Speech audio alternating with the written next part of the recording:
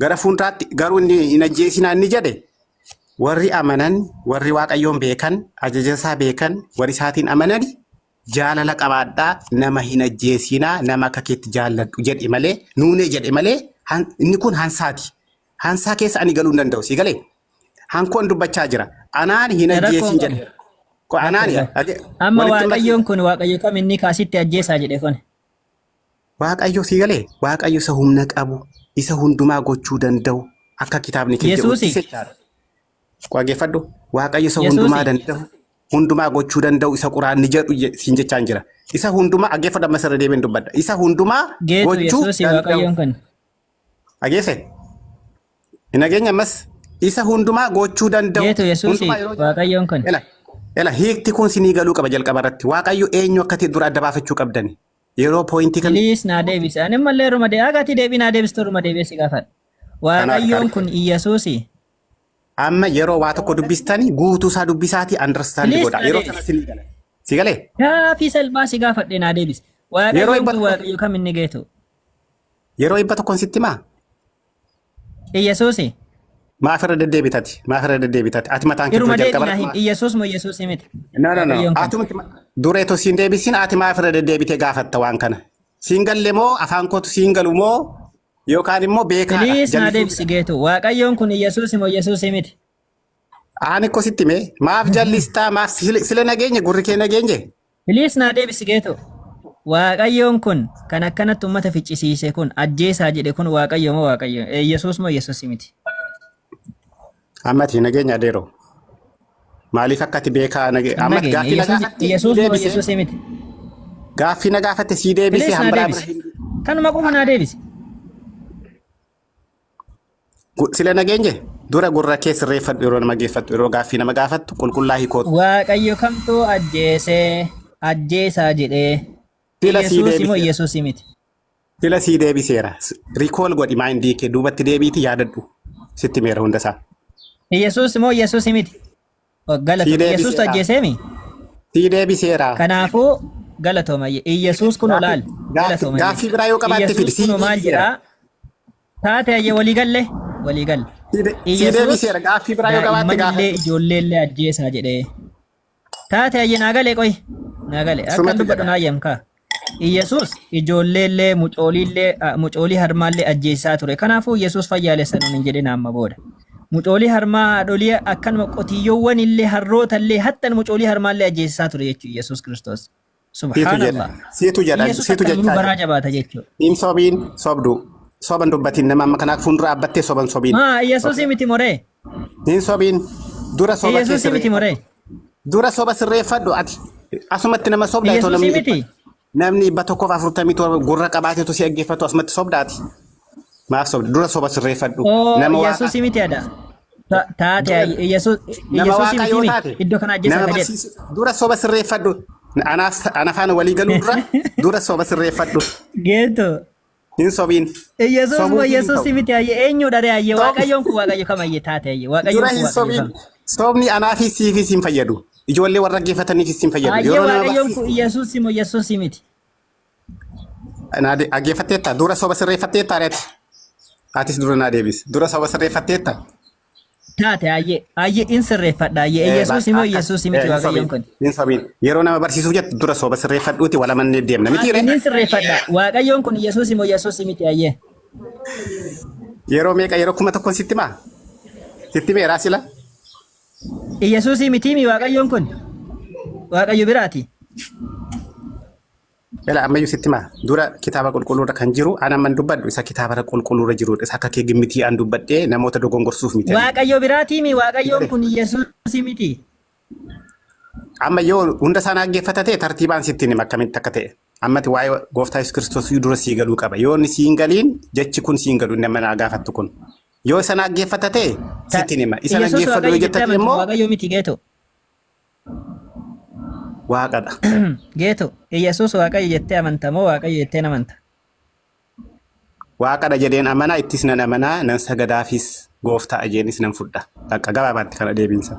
Galatoom dhumate waaqayyo kanaafuu Yesuus waaqayyo jettee amantu kataate waaqayyo kunoo asitti ajjeesaa jaara kunoo waaqayyoon kunoo waaqayyo maal jedha seeta Saamu'eel yeroo sanatti Saa'oliin ati saba isaa Israa'el irratti mootii akka taatuuf Waaqayyo si dibuudhaaf ana erge. Amma immoo ati dubbii Waaqayyo sitti dubbatu dhageeffadhu. Sabni Israa'el biyya Gibxii yommuu ba'anitti Amaaliqoonni isaanii mormuudhaaf karatti wanta isaan hojjetaniif isaan nan adaba jedhi Waaqayyo gooftaan maccaa. Kani adaba jedhe eenyunni? Waaqayyo gooftaa maccaati. Tole dubbii kanallee kan gara Saamu'eel geesse eenyunni? Kunoo dubbii Waaqayyo sitti mu dhageeffadhu jedha. Kanaafuu wayita abbadhu kan eegaa ati dhaqiitii Amaaliqoota dhiiraa jalqabdee Amaalikoota warra Waaqayyootiin hin fuudhanne jechaadha. Gara fuulduraayyuu hin umuusin jechaan jira. Atiyyuu wajjin si oolii seenta gara fuulduraa. Abbaa fedhaa ta'uu rakkoota kan qabu. Isa darbe qofa maaf yaadda. Gara fuulduraa jiraas. Waan gara fuulduraa yoom si gaafadhan? Isa darbe iyyuu na gaafachaa jirta. Maa rakkoo qaba isa gara fuulduraa yoo barte. Anka waan gara fuulduraa sin gaafanneen. Lamaan isaa baruu qabda kaa. Ati koo waa'ee ammati Waaqayyoo nama fixaa nama fixaa na gaafate. Gara fuulduraa isin si fixaa. Isa darbee qofaa miti jechaan jiru lamaan isaa wal qabu. Eegaa ati dhaqiitii Amaaliqoota dhiiraa jalqabdee hamma dubartiitti ijoolleedha hamma mucoolee harma hodhaniitti akkuma kanas qotiyyoowwanii hamma hoolotaatti gaalota hamma harrootatti ajjeesii fiixi isaaniif isinoo inni jedha. Waaqayyo ta'um akkanatti ajaje. Amaaliqoota jechaa jira. Iyyasuus miti.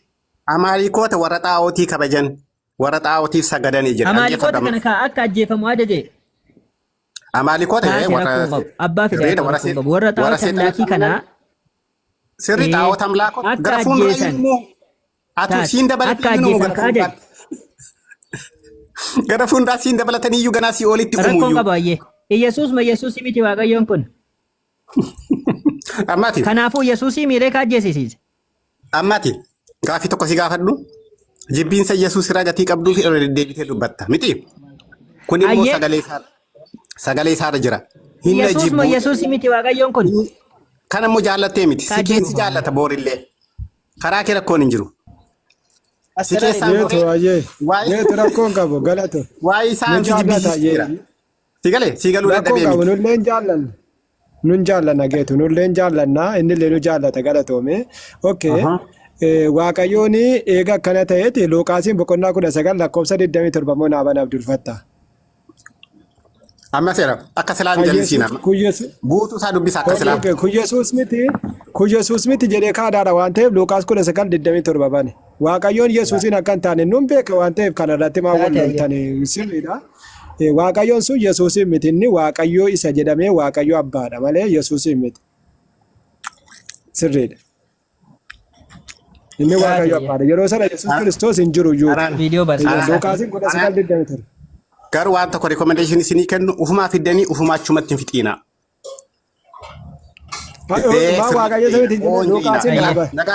Amma diinota koo warra isaan irratti mo'uu hin barbaanne kana as fidaa ija koo duratti isaan gorra'aa jedhee abboome. Yesuus kana erga dubbatee booddee gara Yerusaalemitti adeemuu isaatti fuudhe. Subhaanallah. Amma garuu diinota koo warra isaan irratti mo'uu hin barbaanne kana as fidaa. Luqaas 19:27. Yesuus gorraa jedha nama gorraasaa ture. Assalamu alaikum.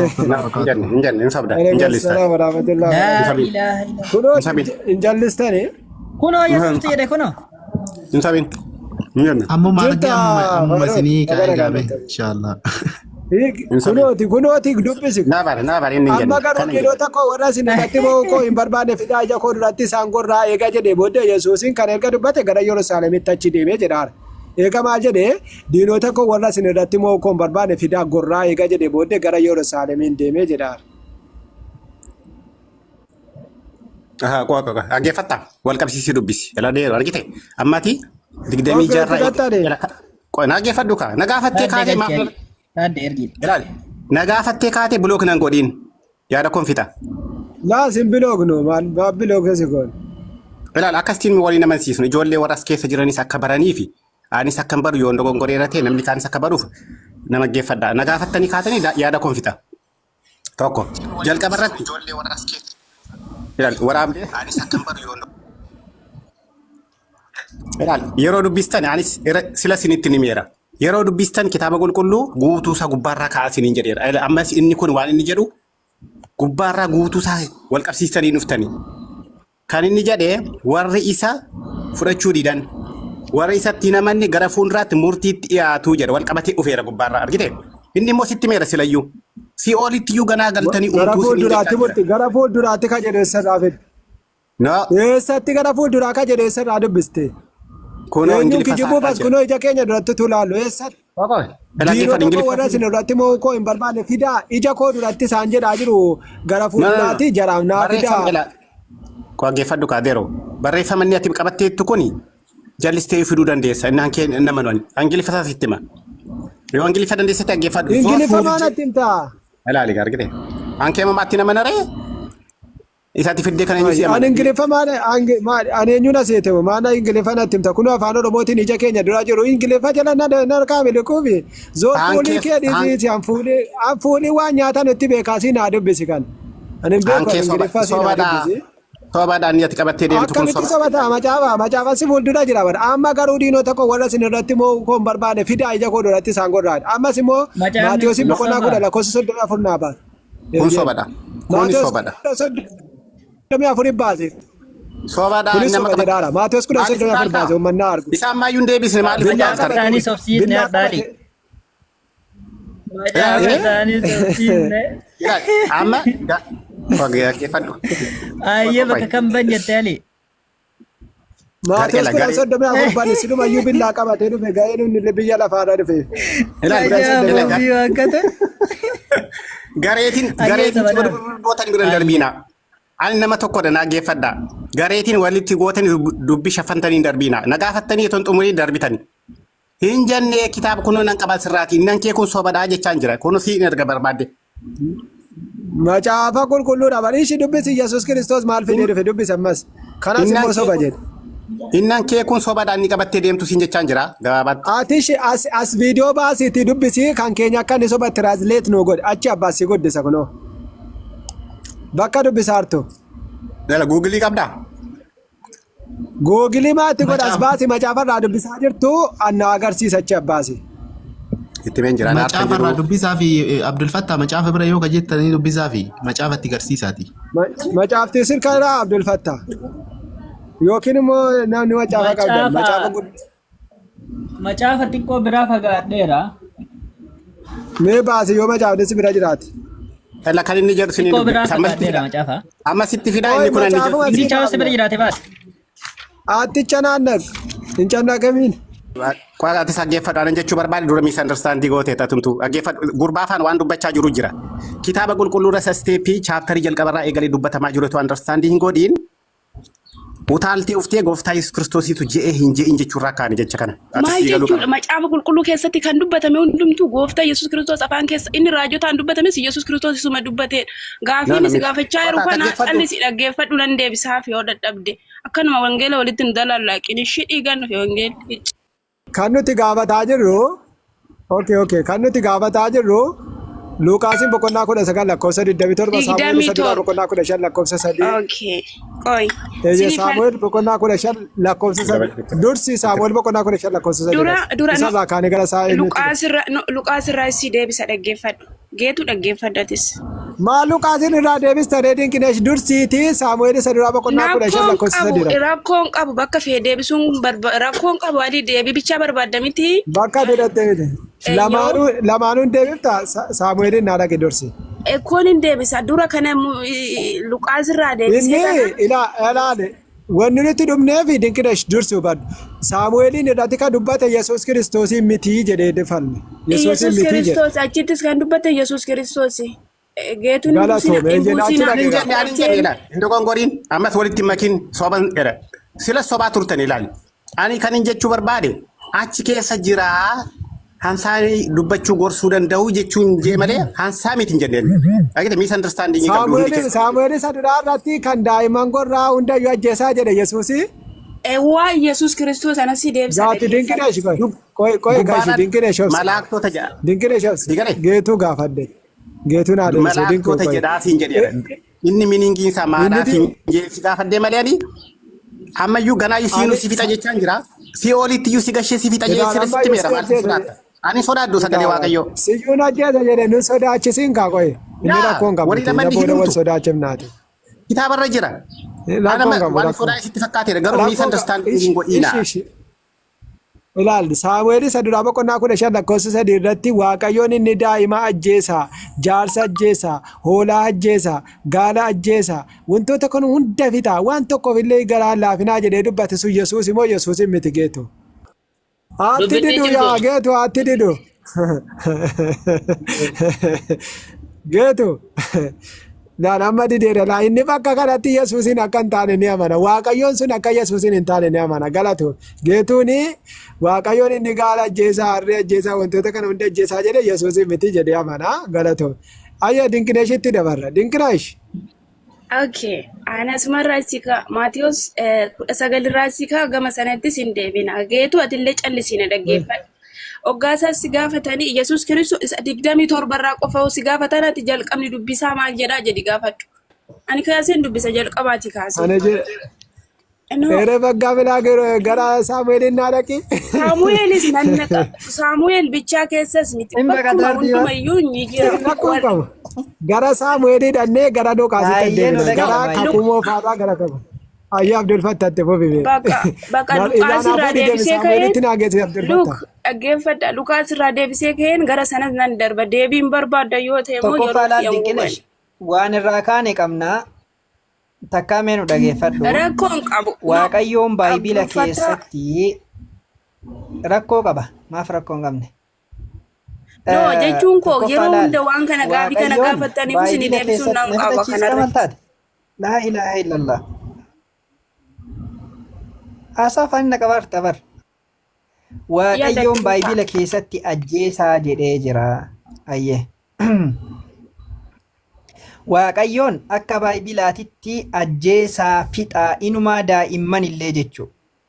Subhaanallah. Laal daa'imman hoolotii gaalota harroota jaarsa hattan daa'imman xixiqqooyyuu miti taharma hootu taharmaallee fixaa cafaa jedhe kabiraatii miti sunuu waan guddaadha. Dabalataan ammallee dubartii ulfaa osoo isiin ulfa garaa qabdu tarsaasaa garaa baasaa jedhe Waaqayyoon. Subhaanallah. Laal Waaqayyoon hagana garaa jabaatu kun Iyyasuus moo Iyyasuusii mitiidha gaafiin keenya. Baay'ee waan gaafattaniif deddeebineetoo waan dubbatamu yoo qabu sidas yeroo hunda sinan dhaggeeffadha dala keessan taa'ee. Iyyasuus moo Iyyasuusii miti Waaqayyoon kun gaafii salphaa.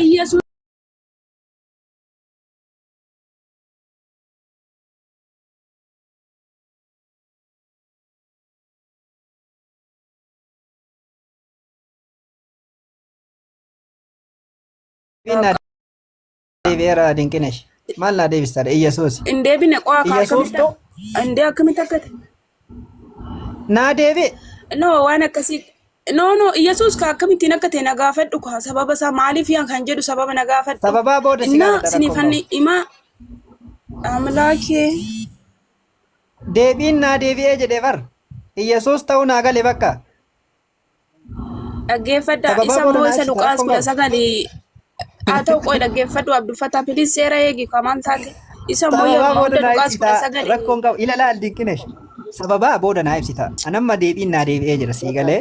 Dinqineesh dhaggeeffatu bakka deebiin naa deebi'eera jechaadha bakka bisi Dinqineesh. An deebiin naa deebi'eera. Ka akkasitti ajjeesisaa ture sun Iyyasuus ta'uu har'a addaan baafadhe kun ilaali.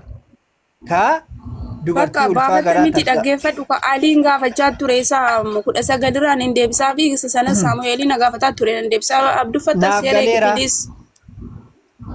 Dhugaa naa galee jira Iyyasuus inni ka ajjeesise Iyyasuusi. Iyyasuus eega nama ajjeesaa jedhee kan hoolaa ajjeesaa gaala ajjeesaa jette maal barbaanna nu Iyyasuusin ta'uu baga deebii argadhee Yesuus jaalala nama ajjeesaa jette. Waaqayyoon ajjeesisaa jedhee san barbaadaara. Waaqayyoon sun Iyyasuusiin aan jette. Eeyyanii sinin jedhe dhaggeeffadha Yesuus Kiristoosii katamitti isaaf hin ajajne dhaggeeffadhu Abdul Fattah. Ikkoo dhaggeeffadhu katamaa isaaf hin ajajamne an akka Sadoomii fi Gamooraa sana hin balleesse. Ammas saba Waaqayyoof hin bitamne hundumaa maal godha Waaqayyoon nabiyyoota gara katamitti sanatti ergee balleessaa jedha. Annaa galee Fakkeenyaaf farooni fudhadhu bara Musee. Ikkoo sababa Yesus akka ajjeesisaa ture. Ilaalaal. Yesus akka ajjeesisaa ture. Daa'imman xixiqqoollee, hoolotallee, gaalotallee, harrootallee naa galee bakka deebiin akka ajaa'ibaatitti. Dinqinesh dhiifama ani sababaa booda nu himta rakkoota kan qabu ani sababaa gaafachuu barbaanne si galee waaqayyoon isa kam ka jedhu qofa addaan Garuu sinin taasifamee jira garuu sin ageera. Mucayyoo illee dubbisee jennaani hin baxaraante wallaahi.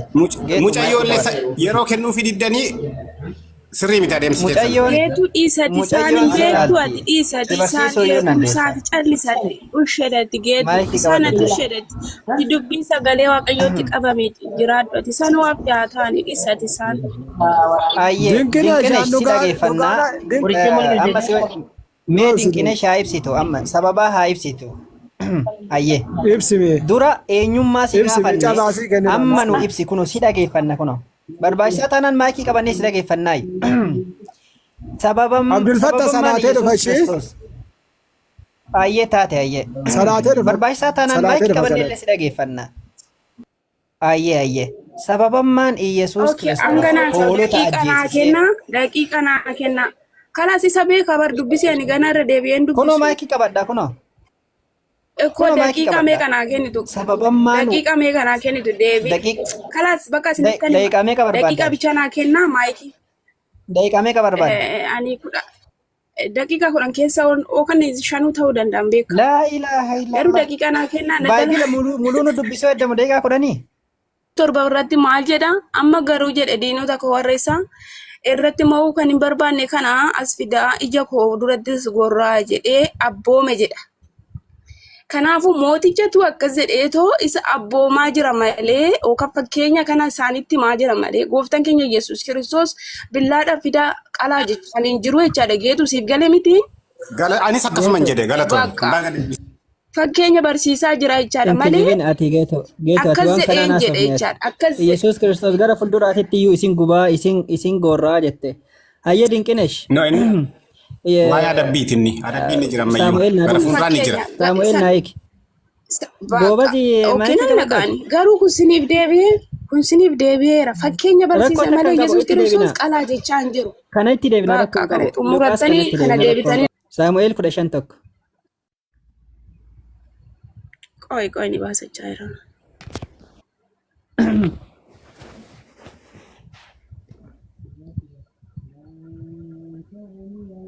Amaloqonni rukutamuu isaanii jedha.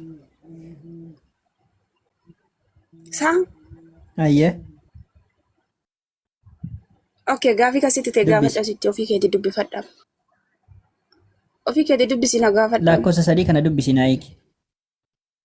Eegaati dhaqiitii amaaliqoota dhiiraa jalqabdee hamma dubartitti ijoolleedhaa hamma mucoolii harma hodhanitti akkasumas qotiyyoowwanii hamma hoolotatti gaalota hamma harrootatti ajjeesii fixii isaaniifis hin ho'inii jedhe. Tokkoffaa irratti sababaan isaan dhumaniif maalidha? Lammaffaa irratti immoo mucooliin harmaa hoo balleessaan isaanii maalidha? Ka Waaqayyoon akka ajjeesu ajaje Iyesuus Kiristoos akka mucooliin tun ajjeefamtu ka ajaja itti baase dhaqaatii mucoolii tana ajjeesaa Iyesuus jedhe. Qotiyyoollee ajjeesaa sababni inni jedheef balleessaan isaanii maali? Balleessaan gaalotaa hoo balleessaan harrootaa hoo maali? Jalqaba irratti sabni kun Waaqayyo bitamuu didan. Egaa Waaqayyo bitamuu didan inni garuu isaan adabe. Saawwata isaanillee hunduma isaanii dala adabe jechaadha. Fakkeenyaaf isaan cubbuun kun maaliif akka nutti dhufe yaadatanii jedhee Waaqayyo maal godhe? Akkuma bara Faroonii sana saawwan isaanillee hunduma isaanii kan ajjeeseef sababbii maaliitiif akka nutti dhufe sababbii balleessaa goone fakkeenya isinii fudhadha.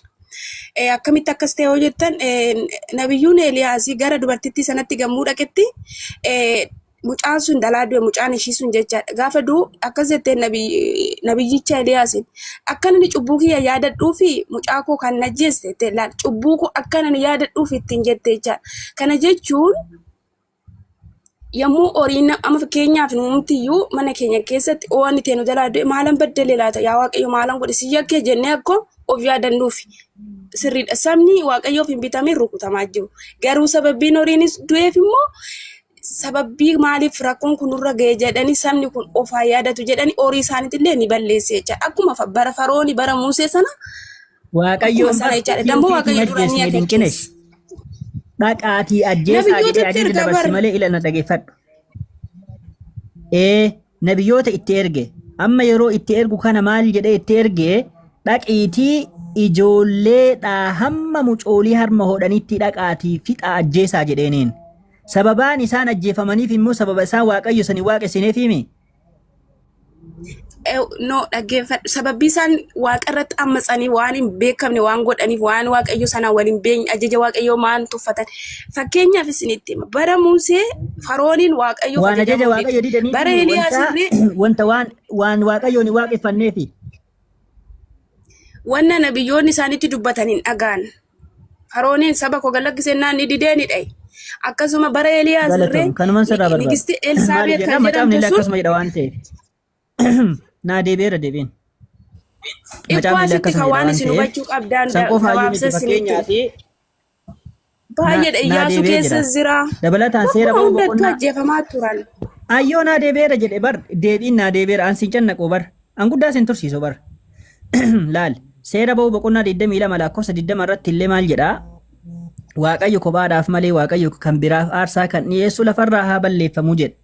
Namni Waaqayyo biraatiif sagadu amantii biraa hordofee jennaan hin ajjeefama. Amantii biraa hordofuu hin qabaatu. Waaqayyo tokkicha malee Waaqayyo biraatiif sagadee jennaan ni ajjeefama akka Baayibilaatitti. Dabalataan ammallee keessa deebii boqonnaa 17 lakkoofsa 1 irraallee kaafnee mi'a dubbisnu.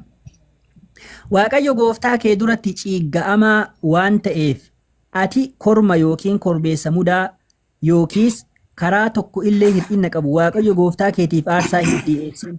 Dhiirri yookiis dubartiin gidduudhaa mandaroota Waaqayyo gooftaa keesiif kennu keessaa kakuu cabsuudhaan ija Waaqayyo gooftaa keetii duratti hamaa hojjetu yoo argame abboommii koo didee Waaqayyo kan biraaf hojjetee yoo isaaf sagade aduudhaaf yookiin ji'aaf yookiin macca waaqa keessaa tokkoof yoo sagade dhakaadhaan cafaqamee haa ajjeefamu jedha. Laal dhakaadhaan cafaqamee ajjeefamu.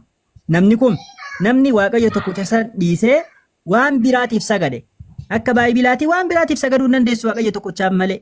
Kiristaanonni osoo ka Baayibila dalagdan taateen uummata musliimaanii fixxanii jechuudha. Maaliif isin Yesuusin sagaddan jechuudha. Isinii deebi'a bar isa kanammoo kakuu haara sii deebisa. Kakuu haara deebisaa. Ikkoo kakuu haara maal jedha kan jedhudha bar. Min dubbisaa kana carranaa kenninaan rakkoon hin jiru. Okay. Seeronni kunniin seera Museetiimi. Seerota Waaqayyoon Museetti kenne. Abboommi akkuma san seera Waaqayyoon Museetti kennedha. Eeyyen seeraa fi nabiyyoota jennee tamanna. Gooftaan keenya Yesuus Kiristoos fakkeenyaaf gooftaan keenya Yesuus Kiristoos ani seerota raajotaa yookaan barsiisa Musee diiguudhaaf hin dhufnee jedhee jira. Sanaaf isiniifan deebisa itti fufaasin.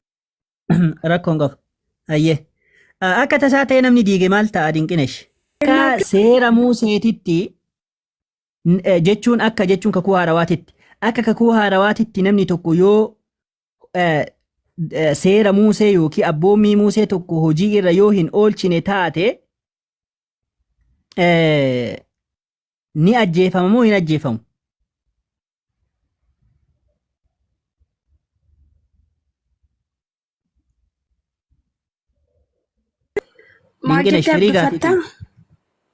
Akka kakuu haarawaatitti namni tokko seera Musee hojii irra yoo hin oolchine ni ajjeefama moo hin ajjeefamu? Akka hojii irra oolillee yoo godhe. Okay, ammallee seeraa fi nabiyyoonni garaagarummaan isaanii jira. Fakkeenyaaf amma seerri yookaan abboommii kurna sun akkasumatti jira. Maaliif caafata qulqullaa'oo keessatti hin ajjeesin kan jedhu inni Musee. Gaafiin kiyya sanii miti. Namni tokko seerri Musee yookiin abboommiin Musee hojii irra akka hin oolle yoo godhe ni ajjeefama moo hin ajjeefamuudha?